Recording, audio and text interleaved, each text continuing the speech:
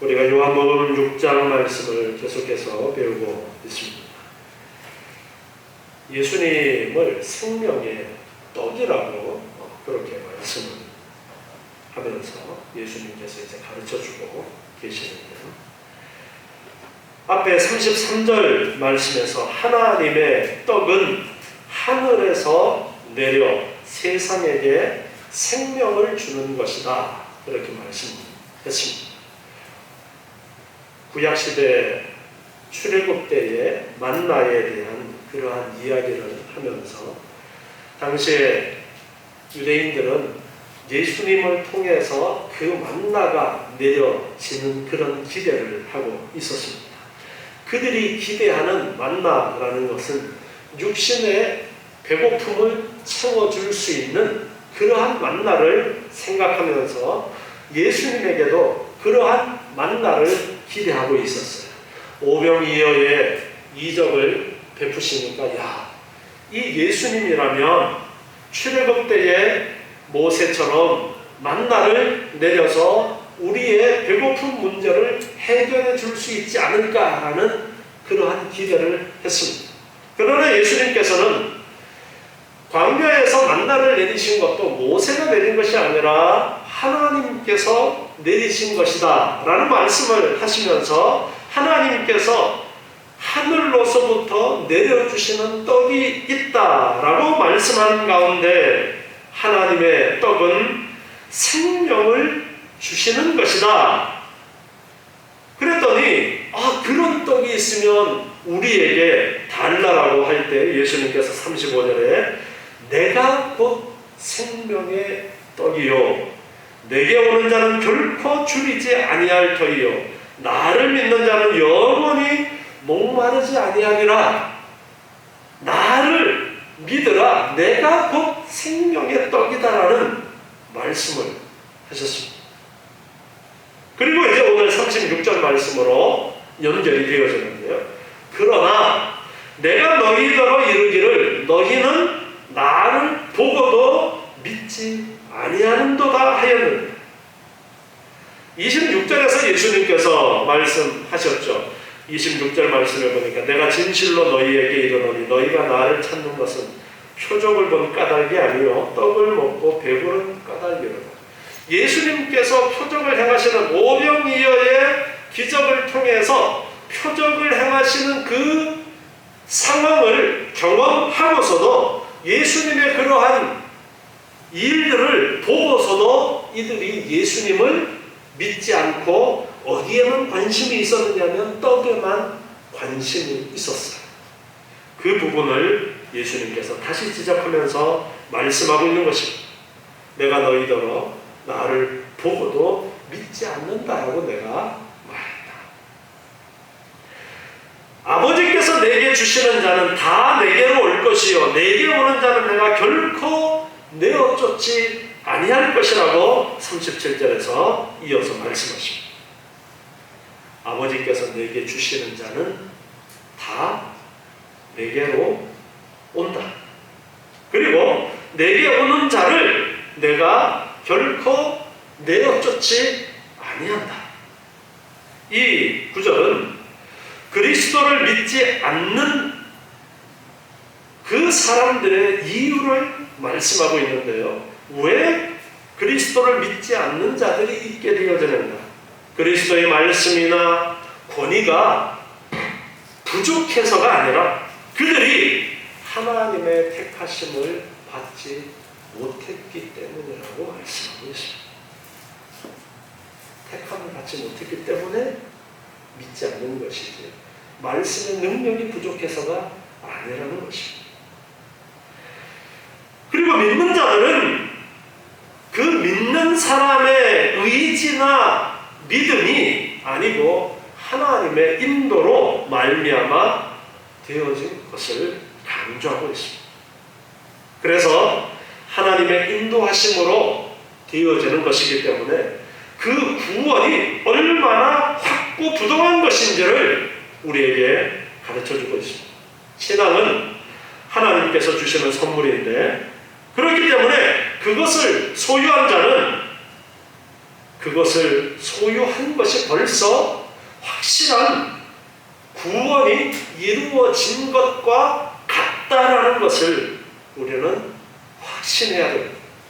디모데후서 1장 12절 말씀을 보면요, 디모데후서 1장 12절에 이를 인하여 내가 또 이 고난을 받되 부끄러워하지 아니함은 나의 의뢰한 자를 내가 알고 또한 나의 의탁하는 것을 그날까지 저가 능히 지키실 줄을 확신한다. 그날까지 능히 지키실 줄을 확신한다. 내가 고난을 받든지 어떤 상황 가운데 처하든지 그날까지 나를 능히 지키시는 것을 확신한다. 하나님께서 나를 지키시고 보호하시고 인도하시는 가운데 기어코 하나님께서는 나를 향한 구원의 계획을 이루실 것을 확신하기 때문에 비록 이 땅에서 어떠한 일들이 있다 할지라도 흔들리지 말아야 한다는 것을 강조하고 있습니다. 빌립보서 1장 6절에서도 말씀하시는데요.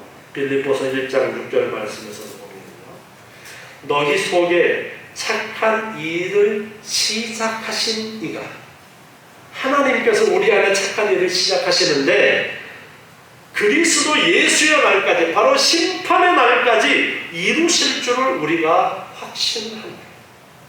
우리 안에서 구원의 역사를 이루기 시작하신 하나님께서는 중간에 포기하시는 것이 아니라 끝까지 우리의 구원이 완성되도록 종말의 날까지, 예수님께서 재림하시는 그날까지 우리를 이끌어 주시는 것을 확신한다라고 가르쳐주고 계십니다. 우리의 어떤 신령한 체험이나 혹은 도덕 생활, 내가 법을 잘 지킨다, 하나님의 법을 잘 지킨다라는 그러한 생활에는 굴곡이 있을 수밖에 없습니다.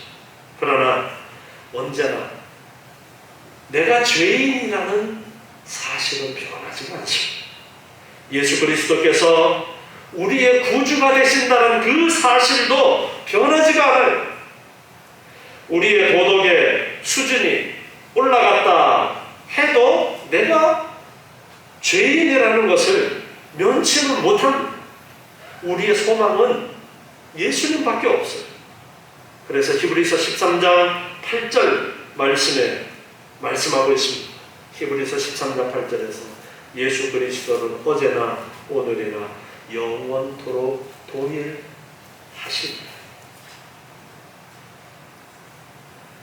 진실한 성도들은 끝까지 구원의 주시기로 하신 예수님의 이 약속의 말씀에 우리의 모든 것을 거는 것입니다. 생명을 거는 거예요. 예수 그리스도를 믿는 자는 영생을 주시겠다고 하신 그 약속의 말씀을 끝까지 붙드는 것입니다. 아버지께서 내게 주시는 자는 다 내게로 올 것이고 내게 오는 자는 내가 결코 내어쫓지 않는다. 예수님의 이러한 말씀은 예수께로 오는 사람은 창세전에 이미 그리스도 안에서 하나님에 의해 선택되었다라는 것을 우리는 알아야 됩니다. 에베소서 1장 4절 말씀에 보면 이 선택에 대한 말씀을 하고 계시는데요. 에베소서 1장 4절에 보니까 곧 창세전에 이 세상을 만드시기 이전에 이미 그리스도 안에서 우리를 택하셨다. 우리를 택하시고 우리로 사랑 안에서 그 앞에 거룩하고 흠이 없도록 하시려고 그 기쁘신 뜻대로 우리를 예정하셨다. 그리고 예수 그리스도로 말미암아 자기의 아들들이 되게 하셨다라고 분명하게 우리에게 가르쳐주고 계십니다.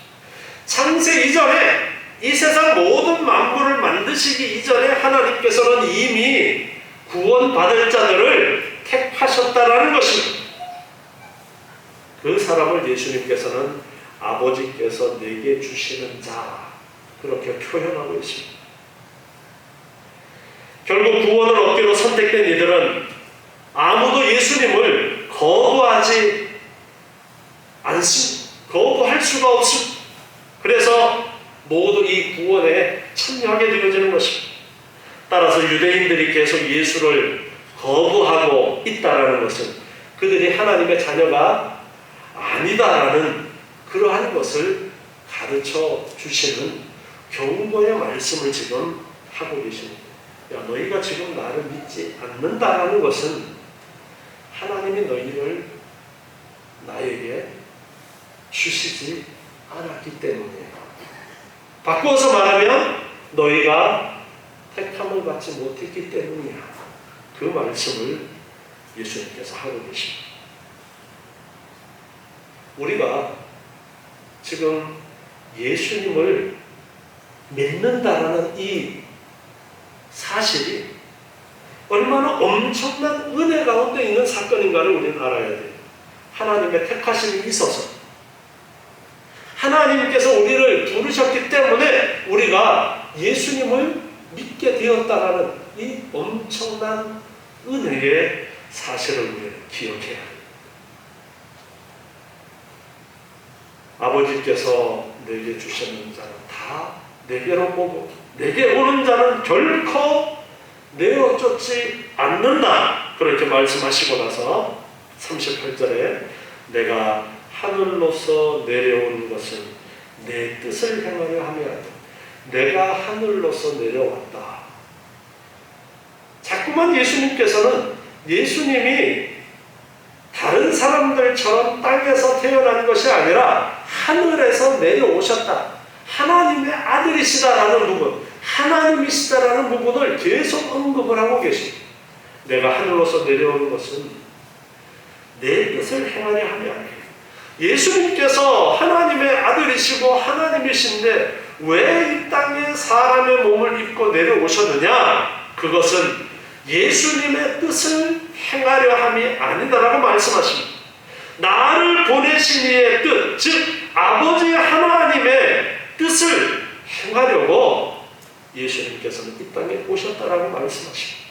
그러면서 나를 보내시니, 즉 아버지 하나님의 뜻은 내게 주신 자 중에 내가 하나도 잃어버리지 아니하고 마지막 날에 다시 살리는 이것입니다. 내게 주시는 자, 즉 창세전에 택하신 그들, 구원받을 자를 하나님께서는 이미 이 세상을 만드시기 전에 정해 놓으셨다라는 거예요.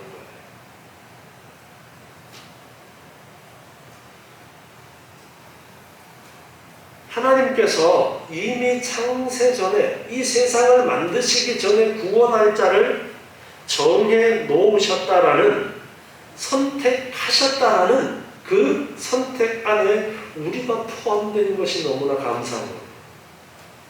선택받지 못한 자를 하나님은 너무하시네, 그렇게 우리가 생각해서는 안 됩니다.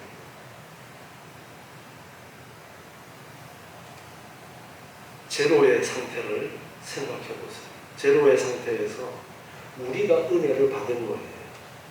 택함받지 못한 자들은 그냥 그대로 있는 거예요. 어떤 그대로 있는 것이냐?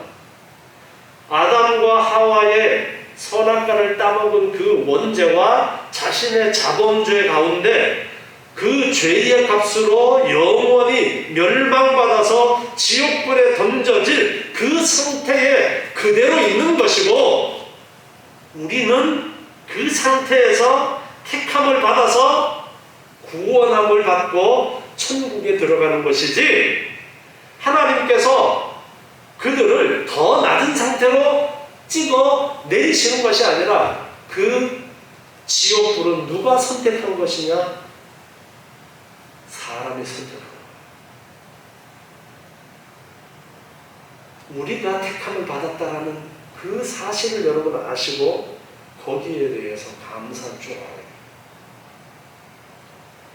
그러면서 예수님께서는 내게 주신 자, 즉 창세전에 택한 그들을 내가 하나도 잃어버리지 아니하고 마지막 날에 다시 살리겠다라고 말씀하고 계십니다. 주님께서 재림하실 때에 온전히 부활의 놀라운 은혜가 있음을 가르쳐 주시는 거예요. 내 아버지의 뜻은 다시 한번 나를 보내신 이의 뜻이라고 했다가 이제는 내 아버지의 뜻은이라고 말씀하면서 하나님께서 아버지 되심을 이야기하는 거예요. 내 아버지의 뜻은 아들을 보고 믿는 자마다 영생을 얻는 이것이니 마지막 날에 이를 다시 살리리라. 아버지 하나님의 뜻은 아들을 보고 믿는 자마다 영생을 얻는 것입니다. 예수님을 보고 믿는 자마다 영생을 얻도록 하는 것이 하나님의 뜻하신 바다. 그것을 예수님께서 지금 말씀하고 계십니다. 그런데 41절에 자기가 하늘로서 내려온 떡이라 하신 것, 유대인들이 예수께 대해서 수군거리고 있었어요. 아니, 이는 요셉의 아들 예수가 아니냐. 아니, 지금 저 말하고 있는 저 예수는 요셉 아들이잖아. 그 부모를 우리가 아는데 제가 지금 어찌해서 하늘로서 내려왔다라고 하느냐. 아니, 분명히 엄마가 마리아고 아버지가 요셉이고 잘 알고 있는데 자기가 하늘로서 내려온 떡이라고 자꾸 하늘에서 왔다고 그렇게 이야기를 하니까 도저히 납득할 수가 없는 거예요. 아니, 어릴 때부터 자라는 거 내가 다 봤는데. 예수님께서 말씀하십니다. 너희는 서로 수군거리지 말라. 나를 보내신 아버지께서 이끌지 아니하면 아무라도 내게 올 수 없으니 오는 그를 내가 마지막 날에 다시 살리리라. 다시 예수님께서 말씀하시는데요. 아버지께서 이끌어 주시지 아니하면 아무도 나에게 올 수 없다. 바꾸어서 말하면 아버지 하나님께서 이끌어 주시는 은혜가 없으면 예수를 믿지 못한다라는 것을 말씀하십니다. 에베소서 2장 8절 말씀 보겠습니다. 에베소서 2장 8절이에요. 너희가 그 은혜를 인하여 믿음으로 말미암아 구원을 얻었나니 이것이 너희에게서 난 것이 아니요 하나님의 선물이라.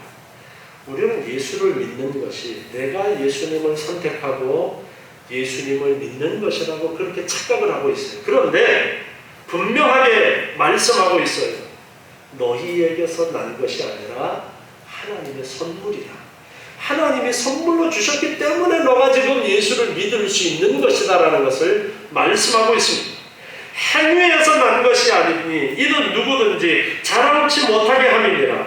우리는 그의 만드신 바라 그리스도 예수 안에서 선한 일을 위하여 지으심을 받은 거니 이 일은 하나님이 전에 예비하사 우리로 그 가운데서 행하게 하려 하십니다. 하나님께서 이미 창세전에 다 예비해 놓으신 그러한 일이고 그 일이 우리 가운데 일어나서 우리가 예수를 믿게 되는 것이다 라고 말씀하고 있습니다.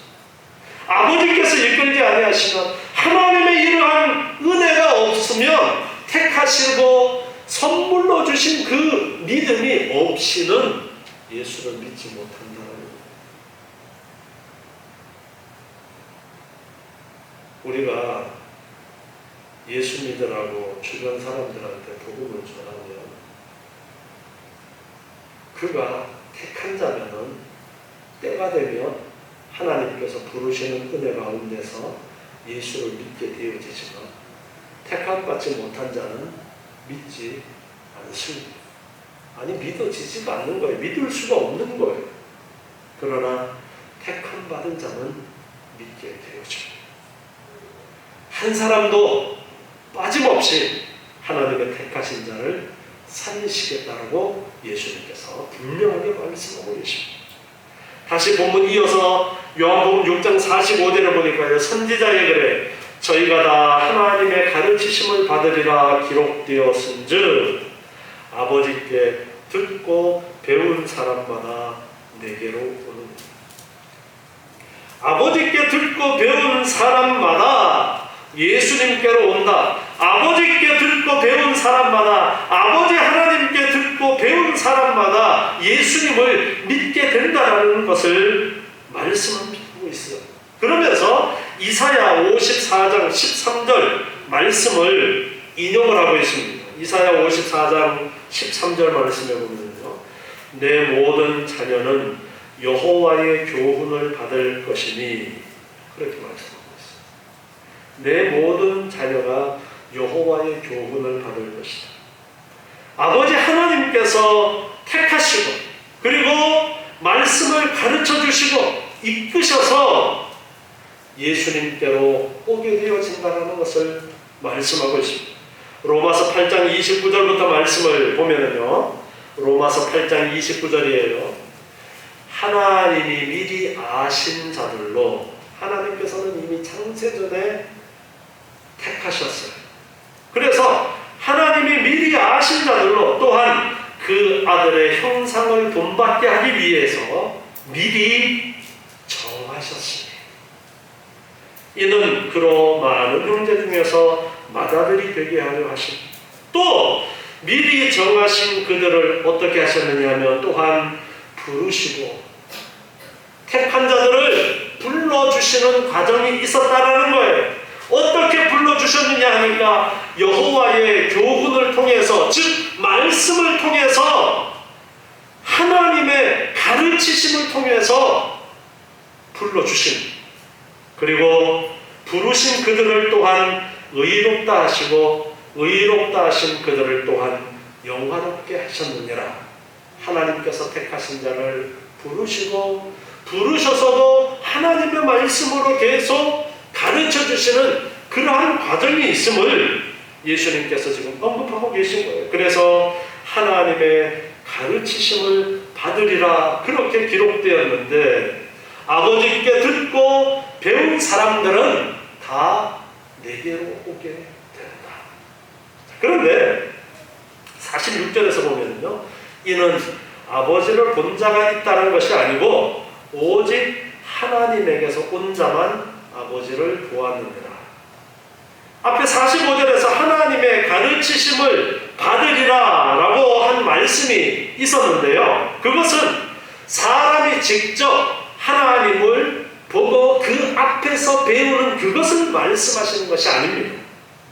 그것은 사람이 예수님과 그 사자들로 말미암은 전도의 말씀을 들음으로 하나님에게로 오게 된다는 것을 의미하는 것입니다. 하나님에게서 온 자만 그렇게 말씀하고 있어요. 아버지를 본 자가 다른 사람들은 없다. 직접 아버지 하나님 앞에 가서 말씀을 듣고 배우는 것이 아니라 오직 하나님에게서 온 자만 아버지를 보았다. 여기 하나님에게서 온 자는 오직 하나님과 함께 계시다가 이 세상에 오신 자, 곧 예수님 뿐이십니다. 하나님에게서 온 자는 예수님 뿐이에요. 그래서 하나님에게서 온 자만 아버지를 보았다. 그렇게 말씀하는 것이죠. 그래서 하나님과 함께 계시다가 세상에 오신 예수님에게만 이 표현을 쓸 수가 있어요. 하나님에게서 온 자라는 표현. 하나님에게서 온 자만 예수님을 보았다. 이 보았다라는 원어를 좀 더 분석을 해보면요. 하나님을 보았고 그리고 또 그 본 결과를 계속해서 보존하고 있다라는 그 사실을 의미하고 있습니다. 옛날에 보아서 그것이 아니라 지금도 하나님을 보고 있다. 그런 의미가 같이 담겨져 있는 표현입니다. 예수님께서는 세상에 오시기 전에 하나님을 보셨고 계속해서 지금도 하나님을 배우고 있다라는 것을 말씀하고 있습니다. 그래서 예수님으로 말미암지 않고는 하나님을 알 방법이 없다라고 그렇게 말씀하고 있습니다. 하나님께서는 먼저 예수 그리스도로 말미암아 그의 말씀을 가르쳐 주십니다. 하나님을 직접 보고 그 앞에서 하나님의 뜻을 가장 많이 들었고 지금도 아버지 하나님을 배울 수 있는 그분 예수님으로 통해서 우리가 하나님을 제대로 듣고 배울 수가 있는 거예요. 그래서 하나님의 가르침을 받는다라는 이 표현은 하나님이 직접 꿈에 나타나가지고 말씀해 주시고 음성으로 들려주시고 그런 것을 의미하는 것이 아니라 선지자들이나 예수님을 통해서 하나님의 뜻을 가르쳐 주시는 그러한 가르침을 이야기하고 있는 거예요. 이 당시에 요한복음이 기록되어질 당시에 잘못된 그런 사상을 가지고 있는 사람들 중에는 어떤 하나님 신과의 신비적인 그러한 체험을 중요하게 여기는 그러한 사람들이 있었습니다.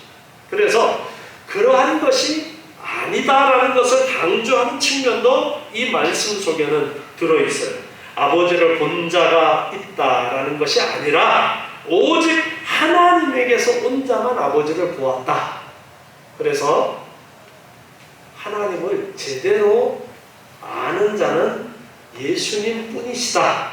그것을 강조를 하면서 우리의 가르침에 가장 확실한 것은 예수님을 통해서 배우는 것이다.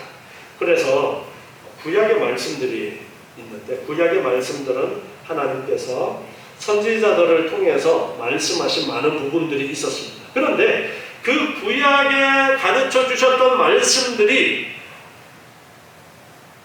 예수님께서 오셔서 이 땅에서 가르쳐 주시는 그 가르침을 통해서 열려지지 않던 그러한 의문들이 풀어지게 되었습니다.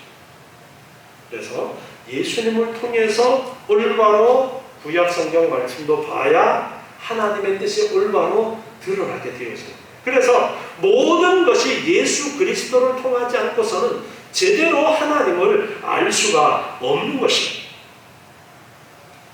그러면서 예수님께서 이어서 이제 말씀하십니다. 오직 예수님만 아버지를 보았다. 그리고 47절에 진실로 진실로 너희에게 이르노니 믿는 자는 영생을 가졌나니 내가 곧 생명의 떡이로다. 믿는 자는 예수를 믿는 자는 생명을 가졌는데 내가 곧 생명의 떡이기 때문에 나를 먹는 자는 즉 예수를 믿는 자는 광야에서 만나를 먹고 육신의 생명을 유지했던 것처럼 하늘로서 내려온 떡인 생명의 떡인 예수님을 먹으면 영생을 얻는다는 것을 말씀하고 있습니다.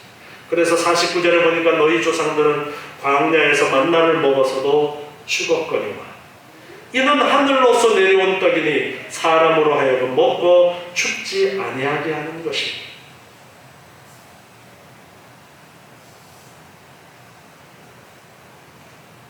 그래서 제가 지난주에도 우리가 만나에 집중해서는 안 되고 생명의 떡 대신 예수님에게 집중해야 된다고 했어요. 우리가 육신의 건강을 위해서 고민하는 비중보다가 영생이라는 문제를 위해서 고민하는 비중이 커야 된다라는 말씀을 드렸어요.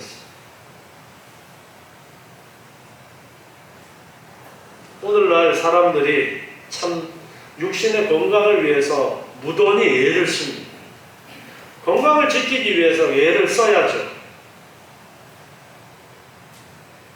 건강을 지키기 위해서 애를 쓰는데 하나님이 우리의 건강을 위해서 뭘 주셨어요? 일용할 양식을 주셨습니다. 하나님께서 우리에게 일용할 양식을 주셨어요. 옛날부터 그런 이야기가 있었어요. 알약 하나만 먹으면 밥 안 먹어도 되는 그런 세상을 꿈꿔왔어요. 그런데 오늘날 그게 가능합니까? 가능하지 않습니까? 오늘날 가능합니다. 영양을 다 이렇게 해서 먹으면 가능해요. 자, 그런데 하나님이 우리에게 일용할 양식을 위해서 알약을 주시지 않고 밥을 주셨어요. 하나님께서 가나안 땅에 들어가게 하시는데 가나안 땅에서 뭘 먹고 살게 하셨어요? 만나를 먹고 살게 하셨나요? 아니에요. 가나안 땅에 도착하니까 뭐가 그쳤어요? 만나가 그쳤어요. 아니 그 좋은 만나, 그 좋은 만나를 왜 하나님께서 그만 주실까? 만나 이전에 하나님께서는 이미 창조 때에 이 땅에 우리에게 필요한 먹을 것을 충분하게 하나님께서 베풀어 주셨어요. 그렇기 때문에 광야에서 만나를 먹게 하신 것은 광야에는 먹을 것이 없기 때문에 비상 상황이기 때문에 하나님이 만나를 먹고 살게 하신 거예요. 그리고 가나안 땅에 들어가서는 그 땅의 소산물을 먹도록 하셨어요. 그러니까 만나는 알약과 같은 거예요. 꼭 필요한 것만 담아서 누가 제조했어요? 하나님이 제조했기 때문에 그 안에 성분 다 알아요? 몰라요? 몰라요.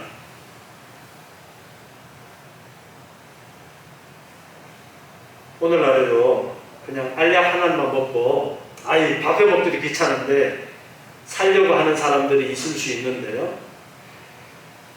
알약 누가 만들었어요? 사람이 만들어요. 사람이 만든 거는 사람의 지식 한계 안에서 만들어요. 자, 우리에게 필요한 영양소가 여러 가지 있어요. 탄수화물, 단백질, 지방에다가 여러 가지 비타민, 무기질 많이 있어요. 그 필요한 거 조사해가지고 다 집어넣어서 그러면 그것만 먹으면 될 것 같은데 하나님께서 만드신 우리가 먹는 자연 만물에는 아직까지 인간이 밝혀내지 못한 많은 성분들이 들어있고 그 성분들이 우리 안에서 어떻게 역사하는지 밝혀내지 못한 것이 많이 있는데 그거를 하나님이 우리에게 먹도록 주신 거예요. 사람이 만든 알약보다가 음식이 더 좋은 거예요. 왜? 하나님이 주신 것이기 때문에. 그런데 요즘 귀찮은 사람들은 그냥 알약만 먹으려고 그러고 아니 좋은 음식을 먹어야 되는데 그냥 비타민제만 먹고 또 근육 만들려고 그러니까 단백질 어쩌고 저쩌고 하는 거 먹고 그걸로 다 된 것처럼 생각합니다. 그러면 몸에 탈이 나게 되어 있어요. 하나님께서 주신 자연 음식을 먹는 것이 하나님이 우리에게 주신 것. 그것이 육신의 건강을 위해서 주신 것. 만나는 이렇게 당시의 육체의 필요를 채워주시기 위한 비상 상황에서 주신 것이었어요. 그런데 예수님 당시의 사람들은 그런 하늘에서 내려오는 공짜로 주시는 그러한 것을 예수님에게 기대하고 있었던 거예요. 그런데 예수님께서 이 땅에 오신 목적은 우리의 먹는 문제를 해결해 주시는데 첫 번째 관심이 있었던 것이 아니라 어디에 관심이 있었느냐 하면 우리에게 육신의 건강을 주는 것보다가 많은 병자를 고쳐주셨어요. 건강을 주는 문제도 예수님이 결코 등한시하지 않았지만 그것보다가 더 중요한 것은 병을 고쳐주시면서도 뭐라고 말씀하시느냐면 내 죄사함을 받았느냐. 영혼의 문제에 예수님은 초점을 두고 계셨다는 거예요. 그렇기 때문에 오늘날 우리가 예수를 믿으면서 영혼의 문제에 더 초점을 둘 줄 알아야 됩니다.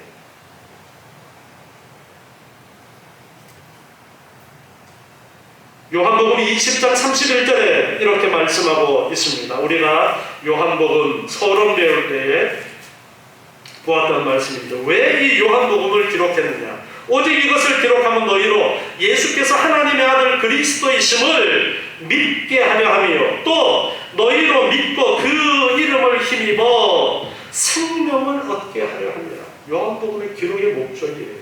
이것을 읽음으로써 예수를 믿고 영생을 얻도록 하는 것, 그것이 바로 요한복음의 목적이고, 우리가 이 시간에 요한복음을 계속해서 매주일 강의하면서 배울 때에도 놓치지 말아야 되는 부분이 이 부분입니다. 예수를 통해서 우리에게 영생이 주어졌다라는 이 놀라운 비밀을 제대로 아는 것입니다. 요한복음 6장 51절에 말씀하고 있습니다. 나는 하늘로서 내려온 산 떡이니 사람이 이 떡을 먹으면 영생하리라. 나의 줄 떡은 곧 세상의 생명을 위한 내 살이로라. 예수님께서 내가 생명의 떡이고 내가 산 떡이다. 오병이어의 이적을 베푸신 다음에 이 먹는 것을 가지고 계속해서 지금 가르쳐주고 계십니다. 내 살이 생명의 떡이다. 도저히 이해할 수 없는 그런 말씀을 하십니다. 내 살이 너희에게 생명을 줍니다. 예수님의 그 육체가 대속하시는 그 죽음이 너희에게 영생을 준다는 사실을 가르쳐주고 있는 거예요. 그렇다면 여기에서 내 살을 먹는다, 이 떡을 먹는다라는 것은 무엇일까요? 그것은 바로 예수님을 믿는 것, 온전히 받아들이는 것을 말씀하고 있습니다. 우리는 성찬을 통해서 성찬이 바로 예수님의 살을 먹는 것을 우리에게 가르쳐 주시는 말씀이었습니다. 예수님의 살을 먹는다라는 것을 통해서 예수님과 우리가 하나됨을, 연합되어짐을 가르쳐 주시면서 우리가 예수를 믿음으로 온전히 예수님과 연결이 되어지고 예수님과 하나가 되어져서 예수님의 부활하심처럼 우리도 부활하게 되어지고, 예수님의 승천하셔서 하늘나라에 올라가신 것처럼 우리도 하늘나라에서 영원히 주님과 함께 살게 되어지는 그것을 먹는 것을 통해서 가르쳐 주셨다라는 것을 배웠어요. 그래서 예수님께서는 지금 떡을 가지고서 오병이어의 이적을 베푸신 다음에 내가 바로 하늘에서 내려온 생명의 떡이다, 그렇게 말씀하면서 우리가 그 어떤 것보다가 예수님을 바로 알고 예수님을 바로 믿어야 되고 예수님께서 가르쳐 주신 그 말씀에 집중해야 된다는 것을 깨닫게 하십니다. 오늘 이 말씀을 통해서 온전히 예수님을 바로 믿는 여러분 되시고, 또한 여러분의 삶에 가장 중요한 문제가 영원한 하나님의 나라에 들어가는 이 문제라는 것을 아시고 영생을 위해서 더욱더 힘쓰시는 저와 여러분 되시기 바랍니다. 기도하겠습니다. 하나님 감사합니다. 오늘도 저희에게 귀한 말씀을 허락하여 주시면 감사합니다. 예수님이 바로 생명의 떡이요 예수를 믿는 자는 영생을 얻게 됨을 가르쳐 주셨습니다. 또한 하나님의 택하신 자는 한 사람도 버리지 아니하시고 다 불러서 예수를 믿고 구원 얻는 은혜 가운데로 이끄심을 또한 확신합니다. 저희들 하나님의 은혜 가운데 택하심을 받고 이제 예수를 믿게 된 사실을 알고 더욱더 감사하게 하시고 날마다 이제 영원한 생명을 위하여 더욱더 하나님 기뻐하시는 뜻을 배워 깨달아 알고 행하며 세상 가운데 이 놀라운 복음의 소식을 증거하는 복된 삶을 살게 도와 주시옵소서. 예수님의 이름으로 기도드리옵나이다.